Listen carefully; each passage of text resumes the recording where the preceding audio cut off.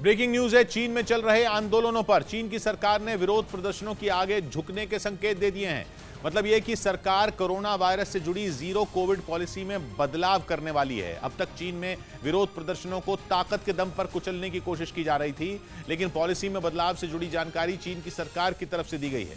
क्या बदलाव होंगे, कितनी छूट लोगों को दी जाएगी, इस बारे में कुछ भी नहीं कहा गया है।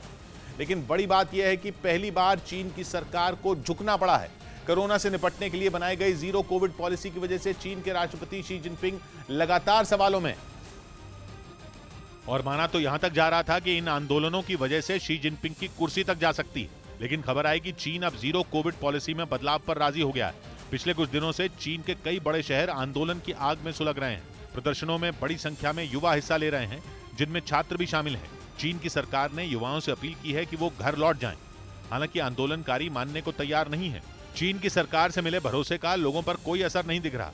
लोग मान रहे हैं कि वहां की कम्युनिस्ट सरकार की पूरी कोशिश किसी भी तरह केवल आंदोलन को खत्म कराने की है। और इसकी वजह भी साफ है। चीन के अंदर चल रहे इस आंदोलन को अब दुनिया भर से समर्थन मिल रहा है। ब्रिटेन और कनाडा समेत दुनिया के कई देश खुलकर आंदोलन का समर्थन कर रहे हैं।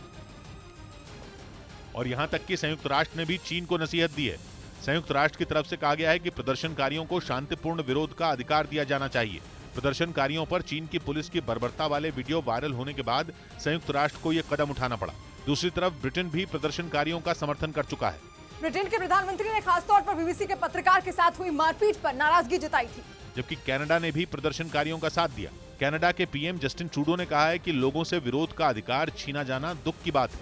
कनाडा ने यह भी कहा कि वो जरूरी कदम उठाने पर विचार कर रहा है। इसीलिए माना जा रहा है कि चीन के सारे दुश्मन जिनपिंग की इस आफत का फायदा उठा सकते हैं।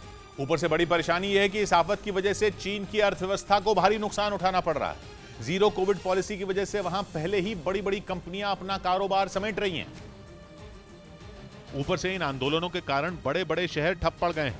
बीजिंग समेत चीन के 5 सबसे बड़े शहर आंदोलन की वजह से बेहाल हैं। मतलब यह कि चीन के 5 ऐसे शहर जहां से उसकी 3/4 कमाई आती थी, वो 5 शहर चौपट हैं। वो भी तब जब एप्पल जैसी बड़ी कंपनी पहले ही चीन से कारोबार समेटने के संकेत दे चुकी है। आंकड़े भी बताते हैं कि एप्पल धीरे धीरे चीन से कारोबार समेट रही है। आंकड़ों के मुताबिक दुनिया भर में 2019 में एप्पल के उत्पादों की कुल सप्लाई का करीब 45% हिस्सा चीन से आया था।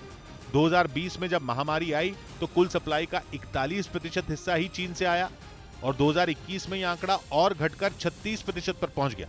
सबसे बड़ी गिरावट 2022 में आने का अनुमान है, क्योंकि इस साल बड़ी संख्या में एप्पल के प्रोडक्ट भारत, वियतनाम और ताइवान में बन रहे हैं। मतलब यह कि जीरो कोविड पॉलिसी के चक्कर में चीन की दुनिया भर में फजीहत भी हो रही है और उसकी जेब पर भी डाका पड़ रहा है।